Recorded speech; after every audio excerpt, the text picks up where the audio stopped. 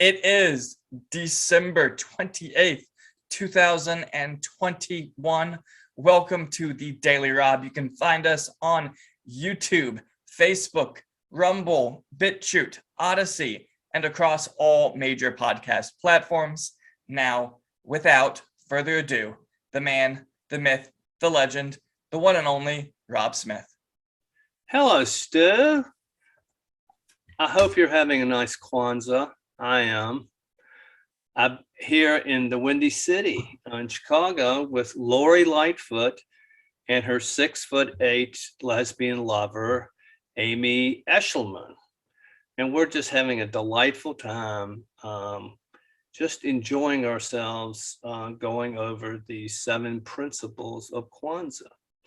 Matter of fact, Amy and Lori, I'm on a first name basis with them, Stu. That's how tight we are.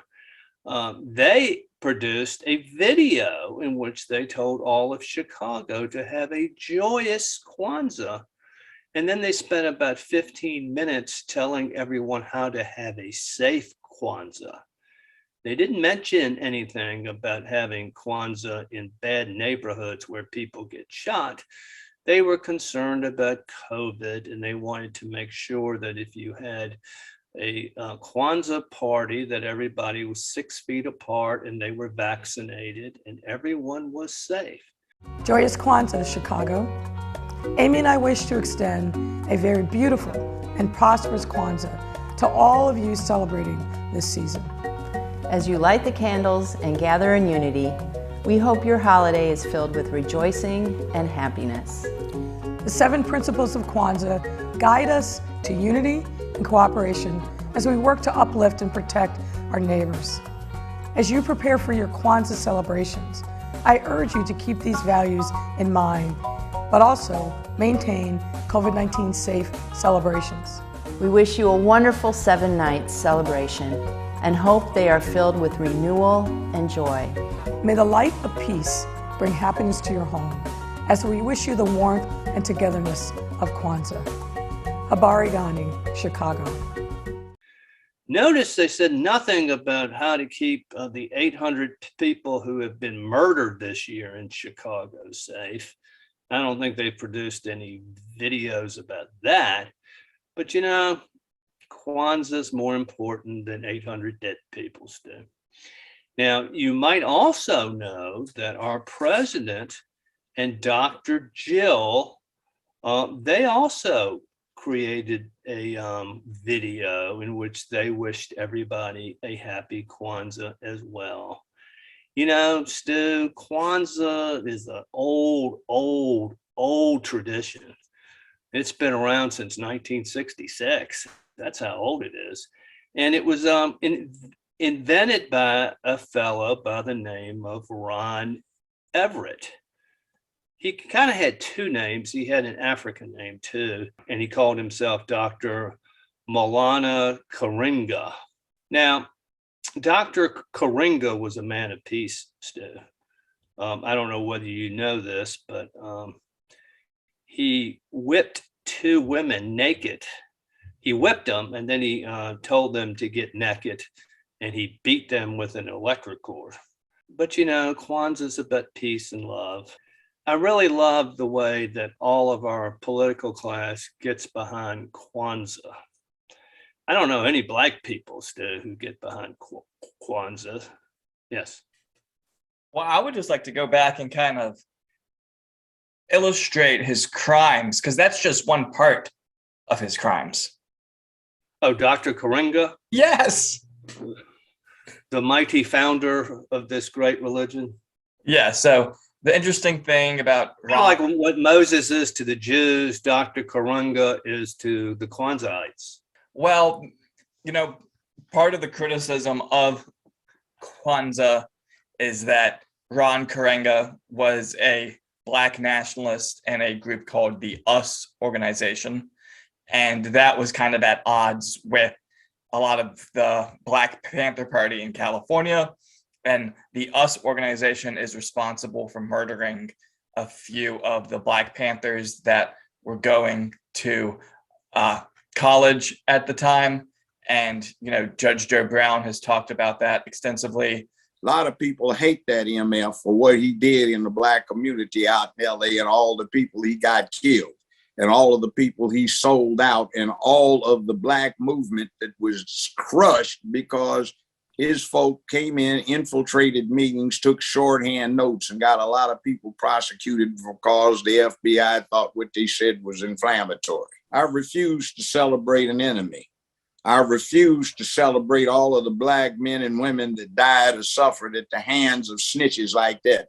I refuse to sit there and celebrate anything that comes from a creature who is one of quite a few who did every damn thing they can because they were opportunistic pimps of the moment 50 plus years ago, that has led us to where we are right now, when what we had was a beautiful Black thing that was gathering momentum, got to the point where nobody could trust anybody because of what charlatans like that fool did.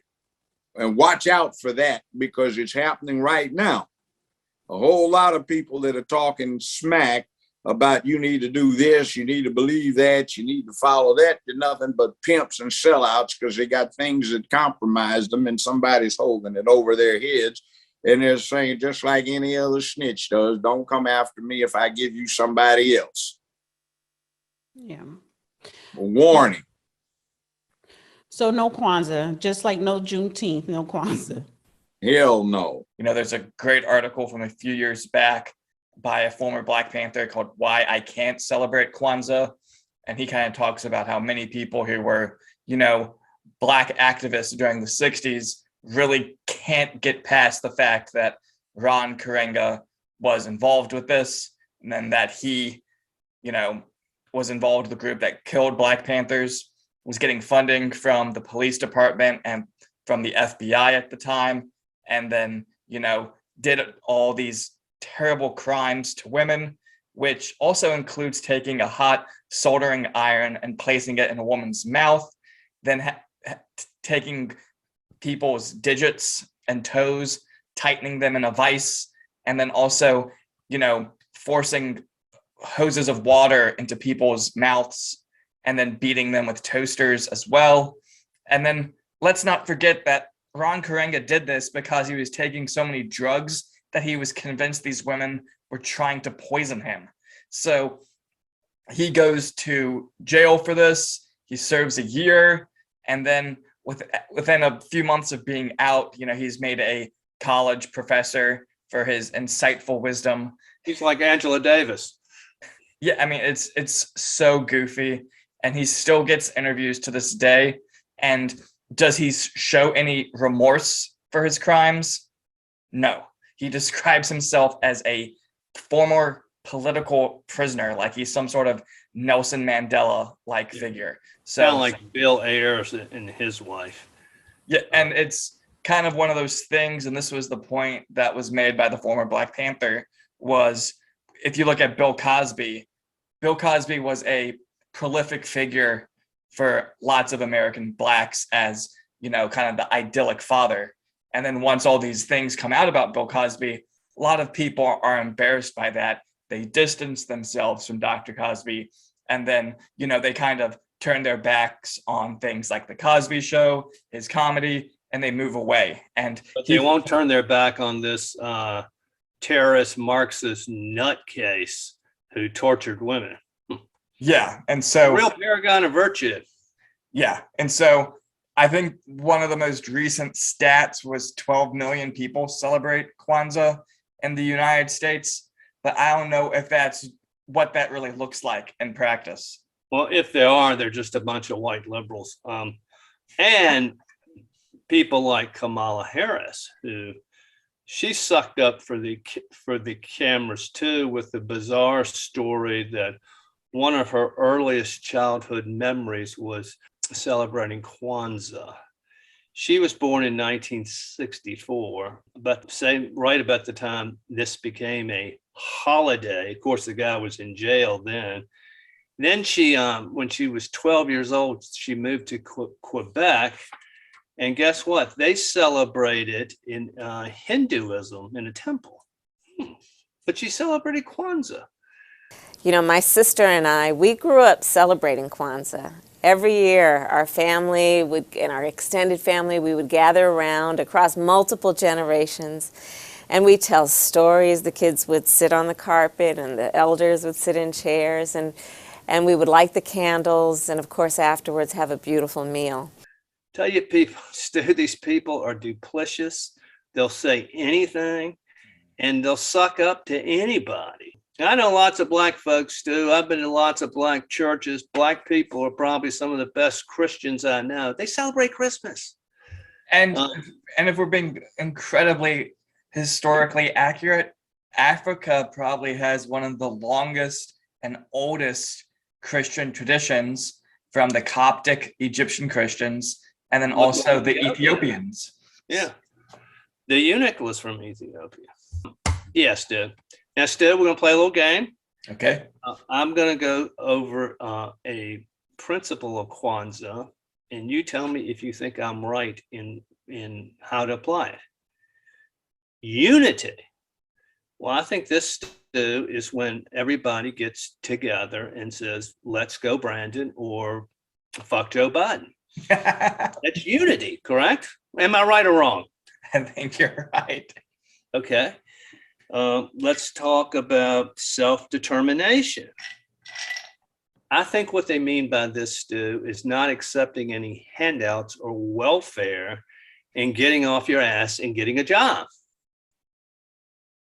You think I'm right or wrong? I mean, that's what self-determination is to me. Okay. Collective responsibility. How about telling everybody in your neighborhood not to have children out of wedlock? You think that's part of Kwanzaa? Might be. Okay. Cooperative economics. That sounds like communism. That sounds to me, in my world, that's pay your fucking bills. If I provide you with an apartment, you pay the rent. That's cooperative economics. You think that's what they mean by that, Stu? Probably not. How about purpose, Stu? To me, purpose is not sitting on your ass all day, but having a purpose in life, like a job.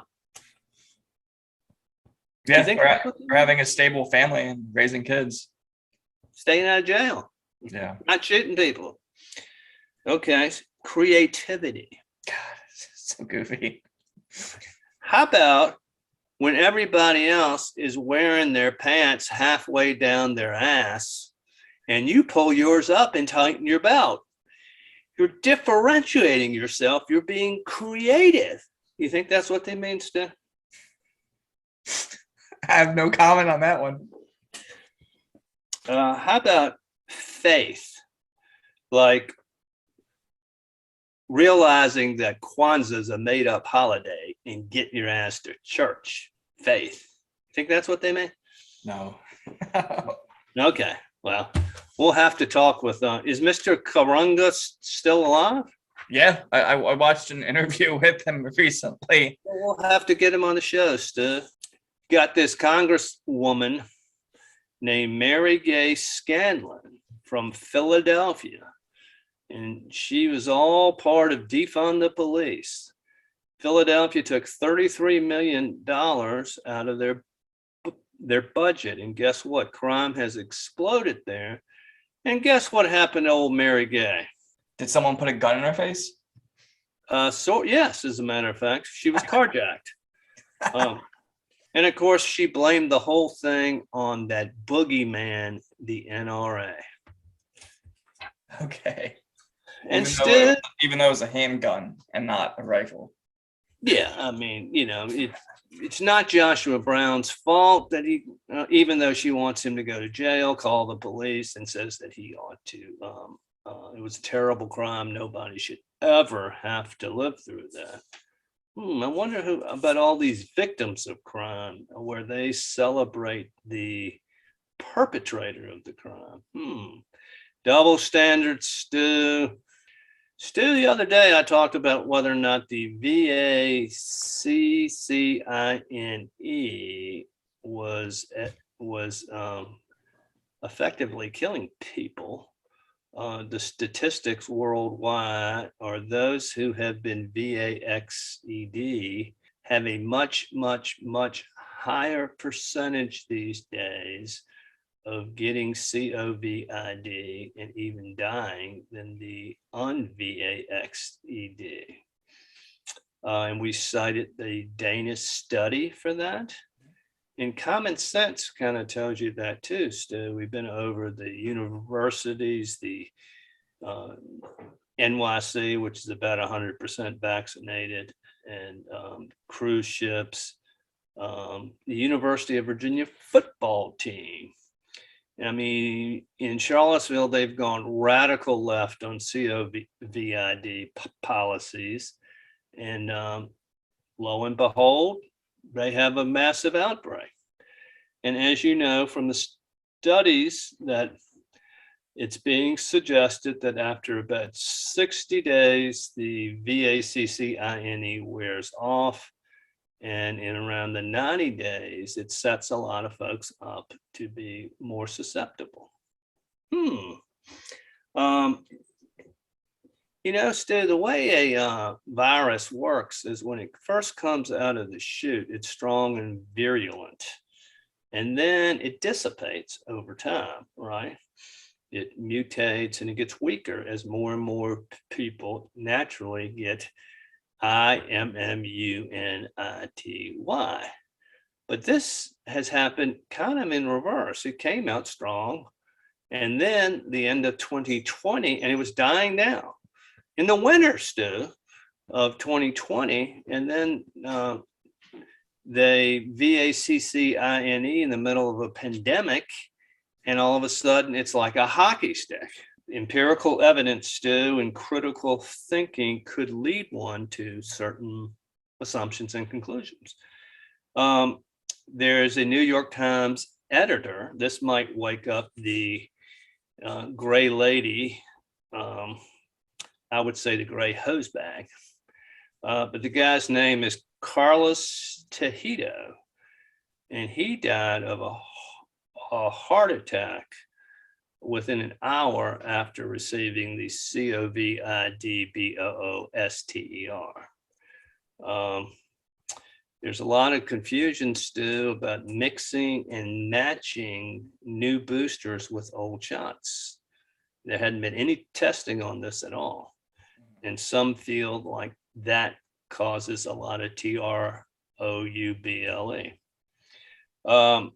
Today, President Biden said, and I didn't see, in fairness, I didn't see the whole interview, but I saw the clip. And actually, I agree with his statement here, but he said there is no federal solution to COVID. This gets solved at the state level. Look, there is no federal solution. This gets solved at a state level. Well, this is the same guy who's trying to force mandates on everybody in the United States. But suddenly he says this today. I mean, is it an admission that there's really nothing that they can do? What I would say is I'm going to shut down the virus, not the country. I'm not going to shut down the country. I'm going to shut down the virus. I'm going to shut down the virus. I'm going to shut down the virus. I'll shut down the virus, not the economy. Well, I'm going to shut down the virus. Once we shut down the virus, I'm going to shut down the virus. I'm going to shut down the virus. I'm not going to shut down the country, but I'm going to shut down the virus.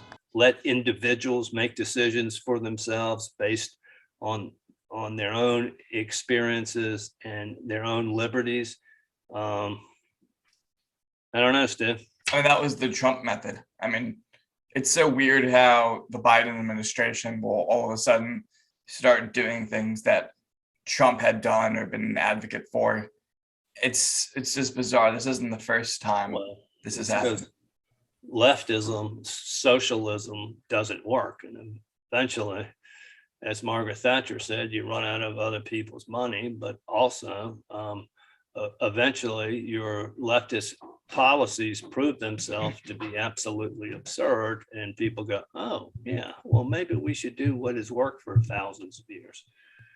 Finally, Stu, there's some nurses in Ventura County, California, and they are going public with what they say.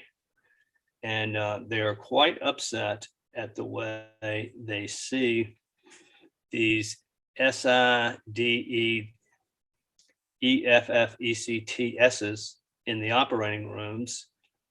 Many of them have to do with blood clots and heart issues and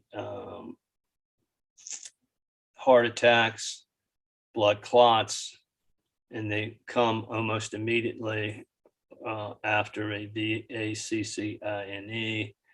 And they say that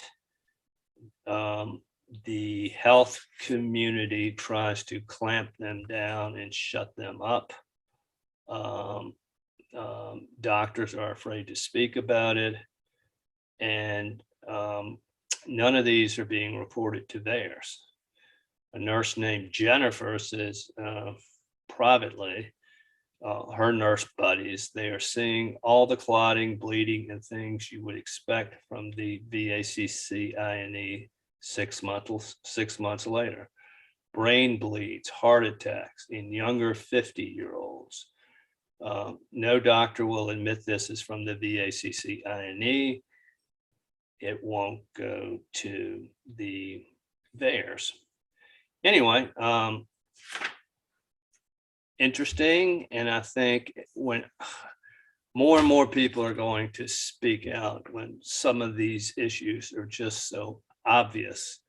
And as I have said all along, the administration and the elitist VACCINE crowd, they do not want another control group out there. They want everybody vaccinated such that they can hide what the real effects of this VACCINE have been. If they have the other control group and they see that that it is not affecting them in the way that it's affecting others, then they can't be exposed. So that's what I got, Stu. Happy Kwanzaa. Happy Kwanzaa.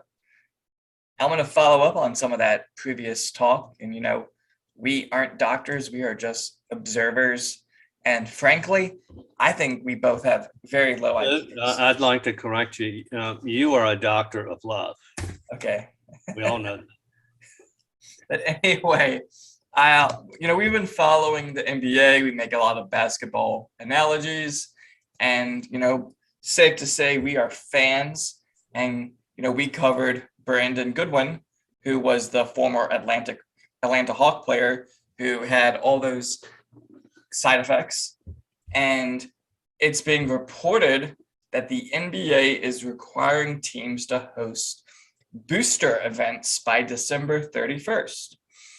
And some of the things that I've been noticing, we've talked about sports deaths and, specifically in what we call soccer, what the Europeans call football, with a accent over the U, because that's how they spell.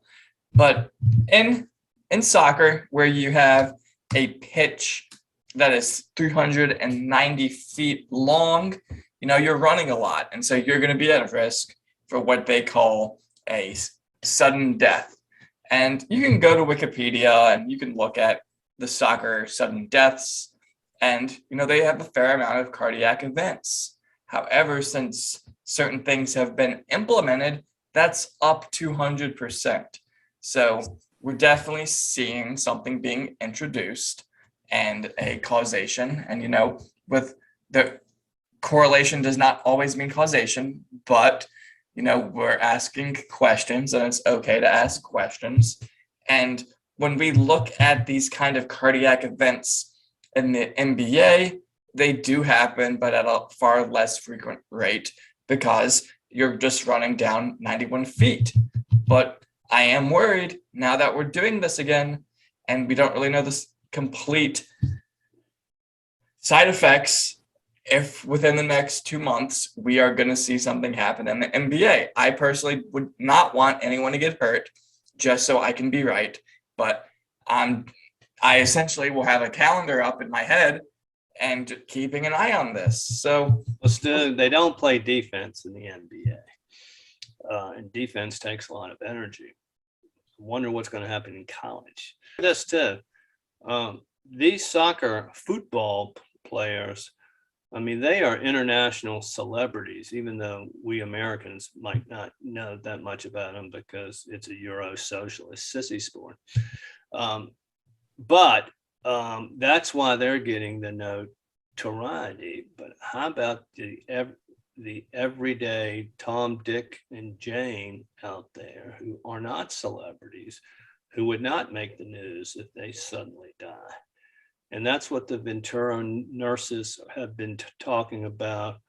I ran into this gal friend of mine a month or so ago, and she's a hospice nurse. And she says she has seen this pattern repeat itself over and over again. And she said it's clear to her what's happening, but no, it gets no publicity at all. It's just shut down. If you talk about it, you're gaslighted.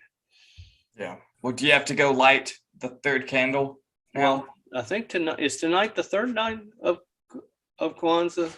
Well, it's the 28th, so your third Okay. candle needs to be lit. Well, I was having a really nice time with Lori and Amy, and I went into the bathroom to take a leak. And when I came back out, they were making out on the couch. So I kind of like, ugh, I got to get out of here. So, Damn. yeah, But there are lots of good places to eat in Chicago. So there are some good pizza. And so I'm going to stroll around in the cold for a while, let them do their thing, and might come back and maybe have, maybe we can hold hands and, sing some African melodies and just have a joyful time. sounds like a beautiful way to spend the day. All right, Stu, go get them. I don't celebrate that. It was started by a traitor to black people, Ron Everett, aka the Maulana Ron Karenga, in 1966. The first meetings were at Lamert Park on Crenshaw in LA. And it turns out that the avowed purpose was so that black people could be encouraged to talk, so he could provide more information to LAPD and the FBI. More people got killed because of that scoundrel and the folk that were pushing him at that time than you can be comfortable with.